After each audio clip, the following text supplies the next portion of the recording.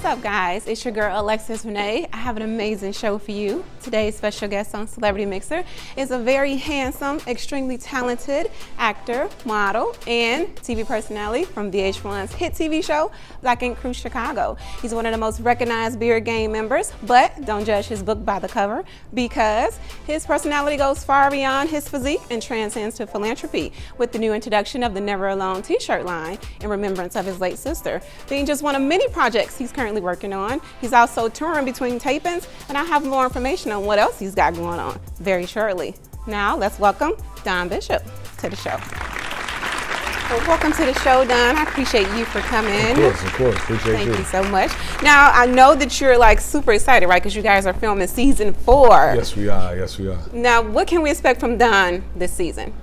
Be honest with you, I'm in more of a meditative place right now, man. Like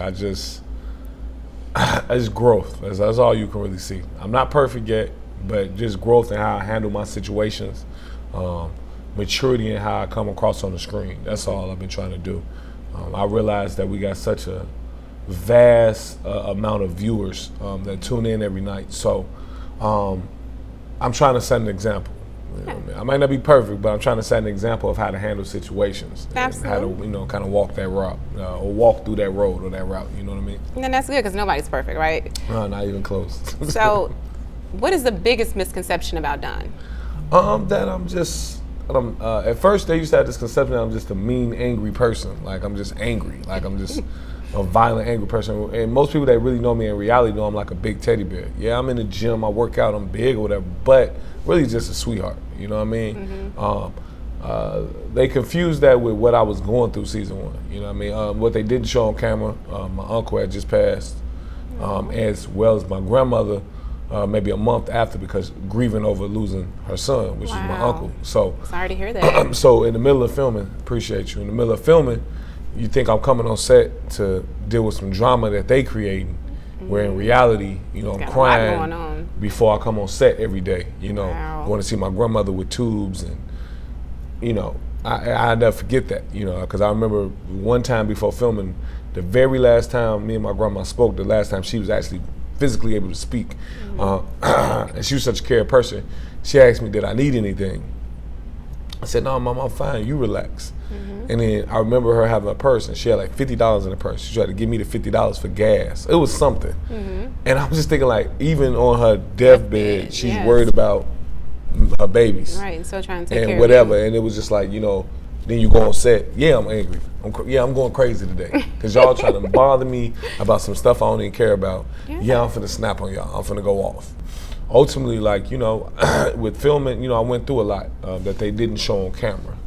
Taking losses family-wise, losing my uncle, losing my grandmother, all while filming that first season and a half. So for me, I didn't know how to balance the two. I'm on camera being put through something, but in reality, the things that really matter to me are hurting me even more. So it was a tough balance, and I had to learn how to find the medium so that I come off on camera who I really am, and how to leave what I'm really dealing with off camera, so that I can not project all that anger on camera, even though that's what they'd rather me do, because they think it makes great scenes, right? Great brings more viewers. But at the same time, it doesn't help me characterize when it comes to trying to do my business in the business world. Yeah. It makes you non-approachable. It makes you unattractive for sponsorships or for people to want to do business with you. Nobody wants to do business with the angry guy. Like, oh, he's crazy. People look at him like he's cuckoo. They won't buy a product. They won't. We don't need to book him for a party. His lady gonna come in here and fight everybody. Like, things like that didn't. On TV, it's all cool and it brings popularity, but in a negative way. So that means when this VH1 stuff is all done, Don can never go out there and do anything business, else. do anything else, because I'm always going to be just this characterized as this angry person on camera. So I had to make sure that I, veered away from that so you can see who Don really is. Totally understand that. That's a lot to deal with all that going on in your family life, and then have to just cut that off and then just act normal on TV. I'm sure it is a difficult thing to do. They don't want you to act normal. They want to poke at you. Act crazy. They want to poke at what you're dealing with. They want to poke at your emotions, hoping to get a reaction. And that's what's messed up. Even though it's a business, don't get me wrong, it's a job, but they have a job. and they got bosses. They're making them do their job, and that's to research your life and pull the get all the most negative things that they can, pull whatever they can, bring to the forefront. Exactly. Yeah. So they can get them real reactions, them real emotions from you. Very true. So, okay, the previous seasons, you did seem like you was like very angry. I was like, what's wrong with the baby? Yeah. Now, but so how have you been able to, or what have you done to try to curb that going forward so that you're not seen in that light? You know, I had to find just my rotation again. You know, prior to that, I used to play ball all the time, work out all the time. So when I was filming that first couple of seasons, man, we was just partying, drinking, you know, more so to mask our emotions. Like, man, I'm just gonna get jacked up today, man. Turn up, let's get drunk. Like, and we'd be on set just messed up. So yeah, on camera, you finna be yelling, screaming. You don't care. You get drunk, people talking about whatever. Like, so it was for me. I curved really on camera drinking. I don't drink when we filming. That's good. Straight water, so I can have a clear mindset, clear responses. And then I just really worked on just getting back to being myself. I had to find myself again. I think everybody needs a little direction. Absolutely. And that's even just to find who you are again. And that meant to be personally, internally happy with who I was personally. I wasn't happy with who I was at the time. You mentioned before when we talked that you like cigars. Yes. So what is your favorite one to smoke, and can you ever see yourself starting a cigar line? Well, you know, I don't want to go back to the past, but I did have a cigar line. I'm gonna re-jump it again. It was a Don. It was the Don tequila, strawberry tequila cigar. Tequila is my favorite drink. Everybody knows me, and you know, I made it flavorable for the ladies so they can smoke it too. It's believe it or not, it's an avid amount of female cigar smokers, like, and they know they stuff. I mean, I'm not gonna lie to you. It was a female who truly taught me how to smoke a cigar, how to choose a cigar, how to know, you know, how to investigate what cigar you're smoking. You know what I mean? From the leaf to the tobacco, like literally, like so. Wow. I wanted to make something that was joint for, you know, the his and hers type of cigar you could sit and smoke. Very and smart. It's boss because it's a 6x60 gauge, so you looking like a boss smoking your cigar, you know, at the same time with your lady. So I'm definitely gonna drop that again. Okay. But you know, cigars, you know, for me it does the same thing, I guess, that weed does for, you know, your avid weed smokers. It's a moment of meditation. You get you a drink, you get you some tea and some honey and your cigar, and you straight. Like, that's my thing. I ain't gonna lie. I smoke that before the scenes. I sit outside and I'm just like, I'm cool. Can I get my tea? Let me get my cigar. Oh, y'all want me to cut somebody out today? I don't think I'm gonna do that today. I feel good. I feel, you know, nice today. I feel good. I don't think I want to go ahead and fight nobody.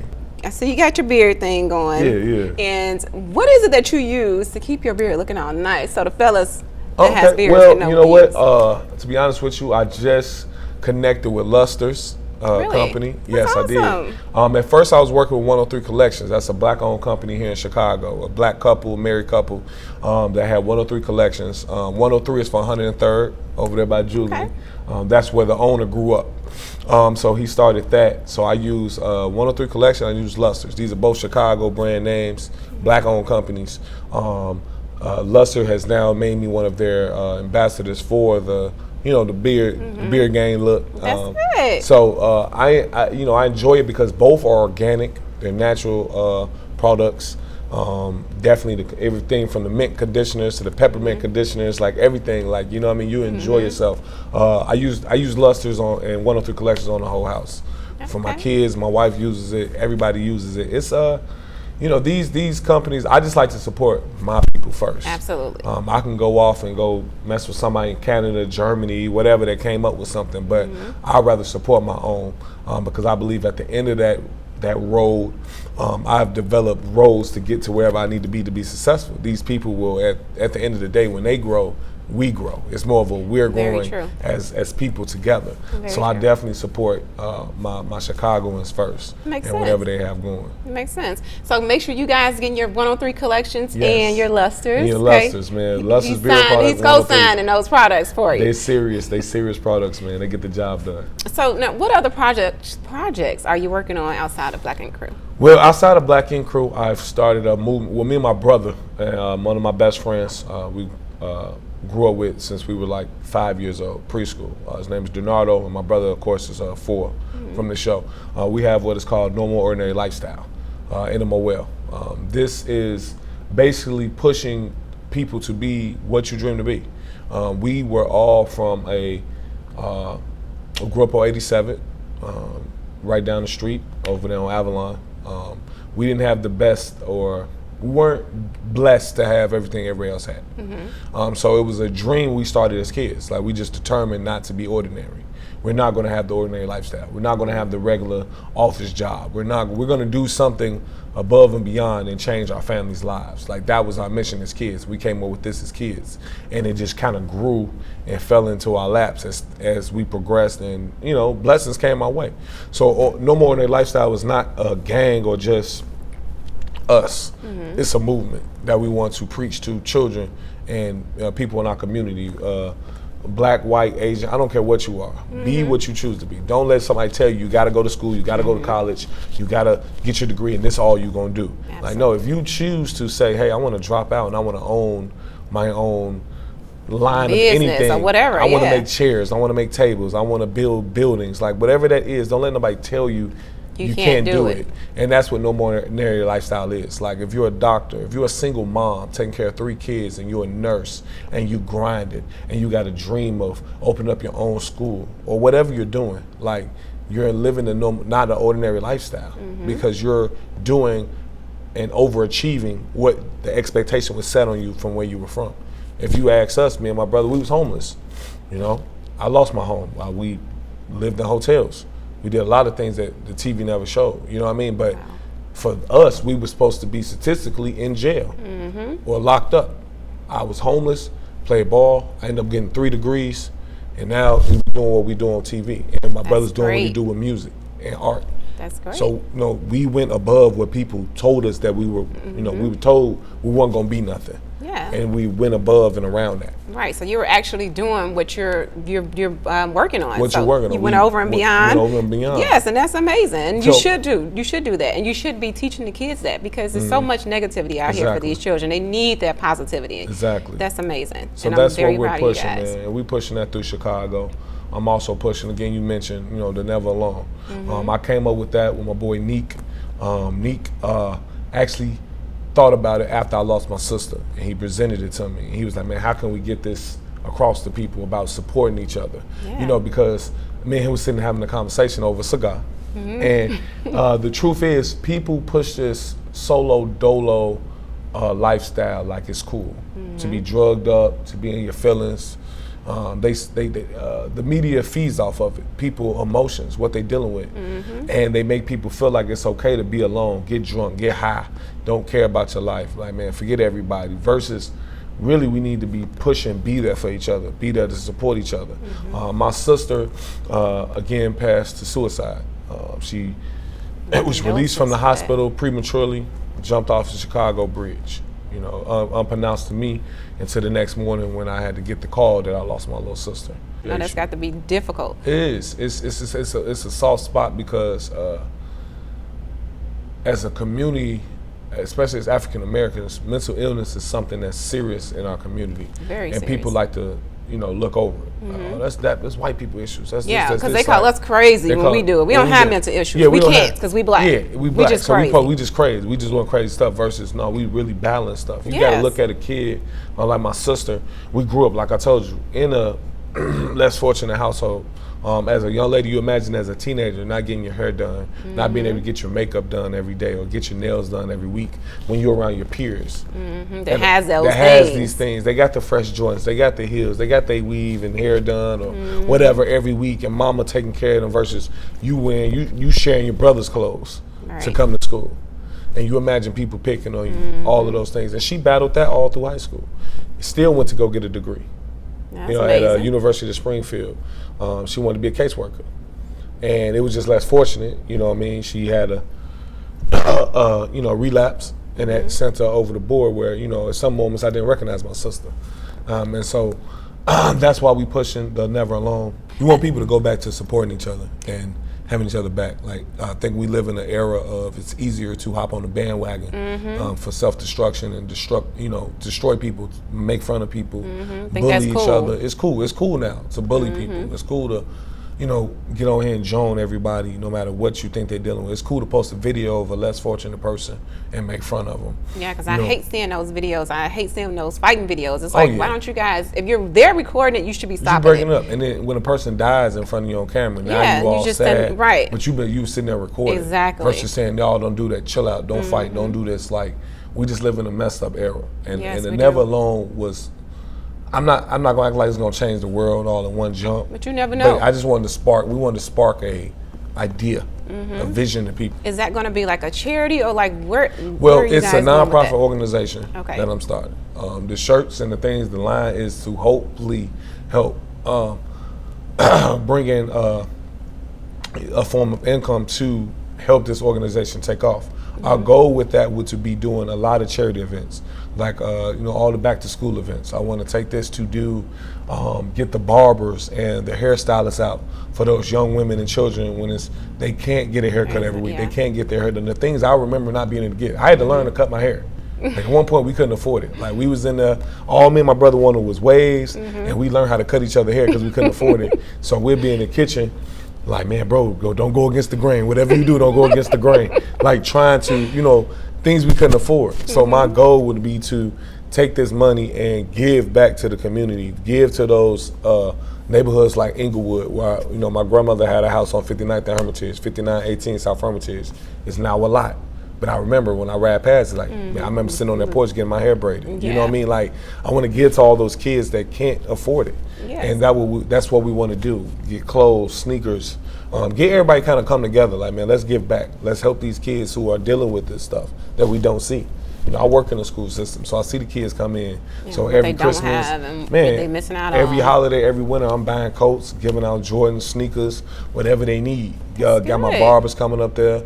I got whoever got straight A's or whatever girl has perfect attendance. I'm buying, having the makeup artist and the hairstylist come up there to do her hair. Like I'm giving them what they can't receive to me. I want them to feel beautiful about themselves and wonderful. So that's what Never Alone is about. We want to use this to give back. That's an amazing thing to do. Now, is it a way for people to contribute? Is there a website that yes, you guys work with? I have it in my bio on Instagram. My Instagram name is Bishop__Don. You can go on there, and in my bio I have a link where you can purchase a shirt or donate as well. And this is, again, just to give back. It's not about the money for us. It's about being able to see people win. I just want to see everybody win. Even if that's us just going out and doing a lunch bag day, and we just take that money to buy a bunch of lunches or pull up and sponsor a field trip or a basketball team at an elementary school, whatever we can do to help these kids win and feel like they got some people in their community that still support them. That's amazing. That's a good thing to do. I'll definitely be supporting that. Get me a shirt and donate whatever I can. I appreciate it. Now, I know you mentioned your brother, and I did some research, and I seen that you actually used to manage him at one point. Yeah. Are you still doing that, or have you kind of stepped back? No, the thing is, we both kind of grown in a lane where it's like we both had to get managers because we just kind of, everything was kind of moving fast. So to micromanage, we definitely brought somebody in to support. Help out with that. Yeah, because again, it's always been a family business. So everybody we deal with is longevity, just people that's been around forever. So we brought Clint in to help manage my brother's music career. But believe it or not, my brother is very smart. So 90% of it is himself envisioning it. And really, it's just we have people around to help micromanage it, if you want to call it. Like, man, look, I put this in place. Can you watch over this? It's more like that. Like we're very intelligent. Most of the things we've seen from the top, we're gonna keep going. It got so busy, like where a lot of stuff I was doing as far as managing the shop, managing the music, I had to bring people in because it was to the point. It was like, oh, this Don. Hey, baby, how you doing, boo? Okay, I was calling to get a tattoo by 4, but you on the phone a little sexy. Like, that's what most of my phone calls started turning into. So it was like, all right, I got somebody else to handle. I got to get somebody else to take over this because this is getting out of order. You know what I mean? But understandable. A lot of the ideas still come through me. I'm definitely hit up for a lot of the vision. And you know, if something's going on, I'm definitely still called upon for that sign off. You know, my brother knows I got nothing but his best interest At heart, yeah, it's your brother. And seeing us win, especially how we grew up and where we came from. So for us, this is a blessing. Yeah, and then I know it's like amazing to see how he's starting to rap and then his stuff is like taking off. Oh yeah, like, because you gotta understand, we've been doing this since 14. Like a lot. I mean, don't get me wrong. It made my brother. It used to irk his soul to see these guys come up with this real one quick hit for the club and never be seen again. Yeah. It used to irk his soul because I remember us battle rapping in the basement. I'll never forget it. First time he decided to rap, he put a beat on his Xbox. He's like, yeah, I'm finna start rapping. He was writing. So we down there battling, right? I thought if I rap fast like Twista, I was killing him. So I don't know what I was talking about. But know that I was trying to be Twista. So I'm thinking like, yeah, I'm killing you. And bro like, oh, you killed me. Like the whole house like, oh, but to see him grow from where we started in that basement to where he's at now as a lyricist and telling story and keeping it true to hip hop. Like that's the thing. That's always been the angle. He never wanted to jump in somebody else's lane. Yes. He never wanted to turn into and these are dope people. He never wanted to be your Chief Keef. He never wanted to say, okay, I'm finna be like Dirk or I'm finna be like Herbo or any of these other Chicago artists or, you know, and I'm proud of all of these dudes. And we definitely are. But bro just wanted to stay true to his lane. Yeah. He wanted we never, like my brother not gonna get in the track and start talking about the block. Nah, we wasn't game bangers. We're not gonna fake it. We wanted to stay true to what we are and who we are. So my brother gonna rap about what he knows. He gonna rap about love, music, and we making money. So let me rap about what I know about. 3 great threes. Let me rap about what I know about. You know what I mean? Let's not fake it. Yeah, so that's good. And then the Butterfly album is doing amazing. Oh man, it's doing a beautiful job. Like man. he's done so many dope songs, and then like he's remixing some of the songs. I'm like, I really love those. He's And like that's our doing his thing. thing. We came up with that. That's like, bro, just drop freestyles every week. Like every Wednesday, let's take it back to 106 and Park where you got the, you know what I'm saying, the freestyle Wednesdays or the freestyle Mondays and Fridays. Like, and so bro just trying to show people that hip hop still exists. Like it ain't just about all the drugs or the clothes or whatever. Like a lot of these quick club hits, you know what I mean? That's pushing negativity. Like, let me show y'all hip hop still lies in Chicago. Right. Rock with me. That longevity stuff. That longevity. And believe it or not, man, there's a lot of hip hop legends that are supporting my brother. That's good. I took a plane ride from New York and I was on there with some hip hop legends, man, and Busta Rhymes was on there, his hype man was on there, and they was like, oh yeah, your brother, let your brother know I'm rocking with him, flip mode, rocking with him, like, and I'm thinking like, cool. You rocking with him, my brother, like, dude, we was in the basement trying to be Listening to you, trying to be trying- y'all, right. like, you know what I mean? So to hear them say, you know, I support your brother is phenomenal. Like to see my brother do a song with Twista, a legend of Chicago, phenomenal. To see Bump J come out and hop right on the track with my brother, Yeah, phenomenal. that was dope. And these are people we grew up listening to, idolizing. So for these people to tell my brother, hey bro, good job on bringing the city together, like that ain't nothing like that been done since Kanye. Yeah, and we need that, especially You know in what I mean? Chicago. We need to support each other more. It's for real. It's just showing people like, man, Chicago still rock out. And that's all my brother want to show. Like, my brother doesn't hate on a single artist in Chicago. My brother doesn't want beef with a single artist in Chicago. I'm not trying to be nobody. It'em Well is not trying to be a gang. We're not trying to be against nobody. We're trying to bring everybody together. I remember mobbing into a party and we had like 50 people with a No More Ordinary Lifestyle shirt on. And we'd go in the club and buy the whole club shots. Like that's what we do. We just buy the whole club shots when it came time for my brother to perform. And we'll hand out shots to the whole club like, man, we here for love and support. Keep doing what you do. And that's what my brother's doing with the music. And that's what I'm doing, you know, on the outside, you know what I'm saying, on the outside part. And he's handling that version. We just handling two different lanes trying to push the same thing. And that's good. That's amazing. And for you guys to be excelling in both of those things is good. That's good. Now, because I was like, are they really brothers? Or are they just saying they brothers? No, we brothers. We brothers. We're brothers. Okay. Now, I know that you are with the 9 Mag team. Now, you cut hair and you're doing the charity and you got all this good stuff going on. You still doing your piercings, right? Yes, I am. Now, what is the most craziest place somebody asked you to pierce? You got to take a drink for that one? Yeah. So, it was so weird. My first weird piercing, right? It was crazy because my Ashley was there and everything. Ashley was there. Lord. It was so funny, she couldn't even get mad. Like, she didn't even get upset. She was just like, good luck. So, I'm trying to think of the lady. So, do you remember watching Martin? Yes. You remember Martin's episodes of Martin, right? Do you remember the drunk lady with the fro? Oh, They used to Lord. come in like Martin, and used to have a little thing around her neck. So this was her. She came in, she drunk, she like, I'm here to get a piercing by Dawn's sexy ass. So Ashley's sitting there like, okay. So I remember the guy coming, bringing her to the back. I'm like, cool, what you want, sweetheart? How you doing? She like, I want my coochie pierced. Oh. I'm like, ugh. So I was like, ugh.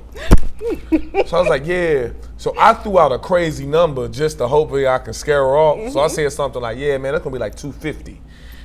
I just threw it out there hoping she was like, oh, that's too much. Never mind, do my ear. She thought about it, she sat there, she said, come on, let's do it. I said, oh my God. I looked at the other guy, I said, ain't nobody else? Can anybody else do it? He said, no, you the only one. He looked right in my eye, you the only one. You the only one that can do this. So Ashley thought this was hilarious. She said, yeah, now you want to do piercings, huh? Go knock that out. So I'm like, I'm in the back the whole time, like, put my gloves on. She all like, yeah, it's still pretty, baby, ain't it? I'm like, I'm in the back shaking, like, oh no. This ain't what I pictured. I pictured my first one being like some beautiful model or something like that. And that's not the drunk grandma in the back. She had a little flip-flops on and everything. So for me, it was torturing. It was my first torturing.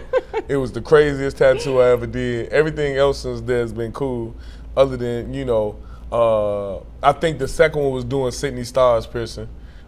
She's a cool person. Yeah. I think it was like awkward because, she's still transitioning. Yeah. So it was like I was kind of close and I'm like, hey, G, I'm doing your belly button. Like that was like the second weirdest, but very cool, phenomenal person. Like me and her had to chop it up. I told her I support everything that she's doing for that lane of people. Yes, who are we support battling that transition. You know what I mean? So for me, it was like, all right, how I'm gonna talk to the boys after this piercing. But again, they didn't really mess with you too much. No, not too much. They didn't go too hard on me. Of course, it's funny because it's like, oh yeah, they thought I was finna. She was gonna come in and ask for me to do her, her thing, and I was like, all right, I quit. I quit today if that's what's being requested. This is my last piercing day ever. But again, it was cool because I had the opportunity to fully chop it up and support her and what she's doing for that lane of people. Yeah. You know what I mean? So it was cool. Like overall, everything else been a breeze. Everything else been noses, ears. Okay, you can handle everything. I can handle everything else. Okay. It's like when you talk about dicks and clicks, it gets weird. Oh, like Lord. That's when it gets weird. Just be honest. Okay, so tell us something about you that your fans may not know. Something about me that my fans don't know. Oh, well, I love to cook. Do you? I love to cook. Like love, like barbecuing, smoking, baking, whatever. Like I come home and cook. Like Ashley don't cook. Like I literally come home from work and cook. Like I love to cook. So I'm gonna come over your house and eat one day. Man, just let me know what you want. Send me just my tell invite, me what you do. I do seafood. I do everything from lobster to steak. Like whatever it is. Like you can cook it all. I cook it all, and I make it different. Like it ain't gonna never taste like nothing you ever had. Period. I'm gonna have to definitely try that. I'm trying to tell you, I got the skills.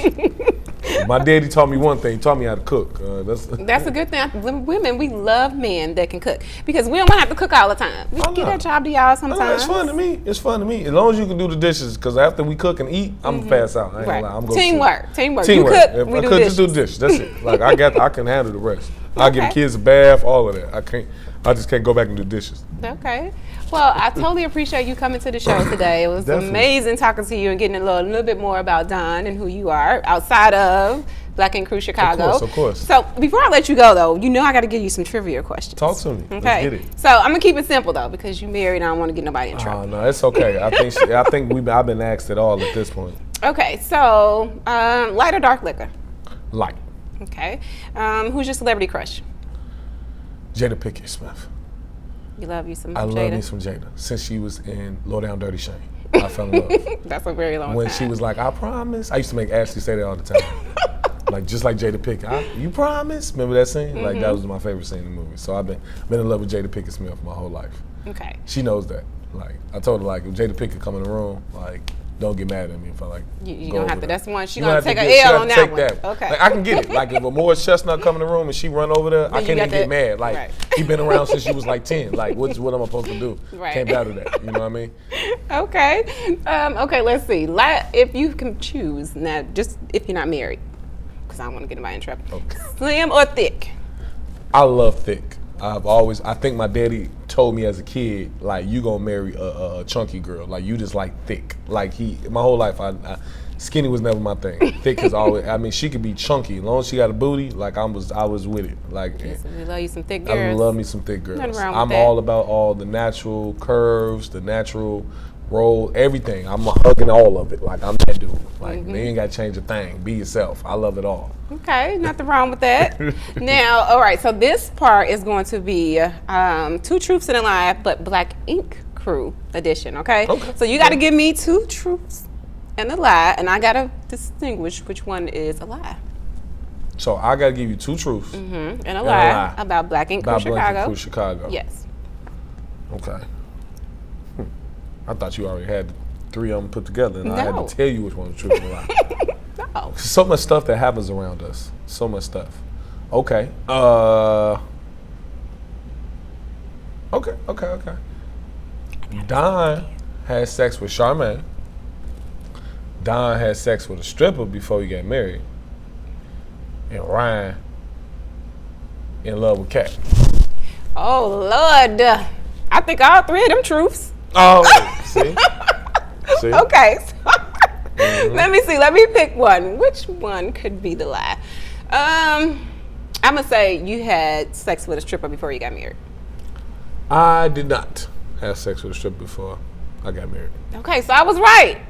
I was supposed to pick the lie. Or You was I supposed to pick the lie? You Yeah. said I believe that you had sex with a stripper. No, I said That's I what you said. believe that the lie was. Oh, that's what you said? Yeah. I didn't. Okay, that's good. Backing okay, up, that's y'all. one. I got it right. That's one. Okay, come on. And the other 2 got to be truths, right? Right. Okay, I lied. I gave you 2 lies and the truth. My bad. You messed up the game, I gave y'all. you 2 lies and the truth, man. I flipped the game. I didn't really know what to say. Our life is crazy. But I'll tell you this, like, you know, a lot of the stuff is pushed on the show on us. Like, it's a lot of stuff we didn't even walk into. You know what I mean? We, honestly, a lot of stuff is like, I ain't gonna lie, like, the producers almost come up with our life for us sometimes. Really? Oh, yeah, like, we'll walk into a scene not even knowing this scene was gonna happen. Oh, wow. You know what I'm saying? And you be like, this ain't what it is. And so they overfabricate our life. You know what I mean? That's what I be trying to tell people. Like, I really be cool. I be smooth. Like, if I sit in the scene, if me and you sit here for 3 hours and you ask me the same question for 3 hours, at some point I'm gonna yell at you. Like, stop asking me the same damn question. Right. So that's what you catch. You catch after about 3 hours, you catch that 2 seconds of a scene where I finally couldn't take it no more and I done went off on the person. Because you done sat there for 5 hours. So what you expect to happen? Right. You know, so from everything that we've dealt with, myself, Ryan, Ford, Van, the girls, Ashley, a lot of that stuff we probably wouldn't be something we dealt with in regular life. Be honest with you. Like, we way too smooth for a lot of the crap that happened. Yeah. Way too smooth. So honestly, you always gotta remember it's a second hand behind it that forced that scenario. Right. You know what I'm saying? Reality TV ain't really reality In TV. reality, well, it's reality because they gonna make it your reality. That's what you have to realize. Some things that will happen that would normally stay in the dark or not even be talked they about. gonna make sure it's they out. gonna make sure it's talked about, and that's their job. That's their goal. And you just kind of get used to it where you get numb about it. Where to the point I walk in the scene, I'm ready for somebody from 2007 to walk up and say I had sex with them. Like, I'm to the point like, oh, who y'all bringing today? My first girlfriend? My very first girlfriend? Like, it's to that point you just don't even be caring no more. Like, yeah, whatever, come on with it. You know what I'm saying? What you got? I'm What ready. you got? I'm ready. You know Well, what I'm saying? The good thing is everybody loves Black Ink Crew Chicago. We super duper love you guys. I know I'm excited, and I know everybody else is, and we can't wait for season 4, and for you guys to do more seasons after that. Oh yeah, all we wanted to do when the opportunity came across us, all we wanted to do was put on for the city. Again, it was a blessing for ourselves, but I tell people, like, for us, it ain't even about the money no more. Cause, like, don't think we getting paid like that. Just tell me, like, we ain't getting no millions off of this. Trying to tell you, it's a guy that's in New York somewhere that's getting millions, but we ain't getting the millions off of it. But for us, we just saw it as an opportunity to bless our people with something they can be proud of. Right. And believe us, a lot of the ratchet we be pulling and tugging about not doing and going because we know that we represent a a population of people who have been misrepresented for so long. Already, right. So we fight daily when we film it about what we gonna do and what we not gonna do, and how we gonna act on camera, because we know we represent so many people and we represent Chicago first and foremost. So know that the ignorant stuff and the ratchet stuff we pull against, because it's like, man, my people watching this, bro. Like, I ain't finna be on can't it. do that. I can't do that, bro. Like, you tripping. Why did you think that was funny? You know what I'm saying? Like, it's gonna be good. It's gonna be dope on camera. No, it's not. My mom is gonna watch this, bro. Exactly. My children are gonna grow up and see this. Yeah. Like, what are you talking about? So, we tugging for our people, man. Know that we battling and we trying to represent us the right way. I think that's the difference between us and any other reality TV show that is raw, is real. Nothing against Love and Hip Hop and what they got going, but they got rich people problems. Right. We still live in Chicago. We still on the South Side, grinding. Southeast Side. We still grinding. All of us still get up and hustle and work every day. So we represent the real people. We not representing those rich people problems. Like, girl, she made fun of my new album release. Like, okay, guess, but thanks for plugging your new album. Like, you know what I'm saying? Like, y'all, like, we really walking into our kids and our wives, our ladies, and our friends, and y'all still catch me at DJs or at V75 hanging and walk up and can talk to me and really politic and build, with our people. Yeah. We're a little bit different. Like, we still here. We still there. New York is still right there in Harlem, like right in the middle of Harlem, like right across the street from the projects, filming. So we doing something for our people, and like that's what we trying to stick to. And I know that that's what really makes people love you guys, because they can see you out and you're so open to talking to people and not like standoffish, like, no, I'm on TV, ain't got time for you. That's good. That's a good rapport to have with people, because then you get people to keep supporting you. Now, again, you definitely going to be supporting. Make sure you guys are staying tuned for season 4. Now, I'm going to let you go ahead and close out the show because you're so suave and can do it. Okay. Well, so whenever you're ready, sir. So I had a great time with Alexus, Renée, man, with the Celebrity Mixer. We're here in Chicago, man. She representing. I appreciate her. I appreciate what we're doing for our city. So guess what, man? Catch her next time, whoever she has. He ain't going to be as dope as me, or she ain't. But whatever the case, man. Had a great time, Alexus. Appreciate it. Absolutely. I did too. Thanks for coming. See you guys next time. Let's get it. Today's Celebrity Mixer Show is sponsored by V75, one of the best places to go to get your party on.